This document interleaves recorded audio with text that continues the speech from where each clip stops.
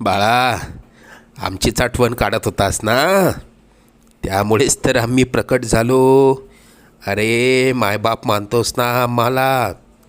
मग तुला पैशांची गरज असताना सांगायचं ना. कोणापुढेही हात पसरू नकोस. लोक 2-4 हजारांची मदत करतीलही, पण तुझ्या मागे सर्वांना तुझी मजबुरी हसत सांगतील. आता तुला कोणापुढे हात पसरण्याची वेळच येणार नाही. तू आजपर्यंत भरपूर दुःख सहन केलंस. लवकरच तुझ्या रडक्या भाग्यात सुखाचे दिवस येतील. तुझ्या मनात असलेली इच्छा पूर्ण होऊन अक्कलकोटला पेढे घेऊन येणं होईल. येशील ना आम्हाला भेटायला अक्कलकोटला? सगळं मनासा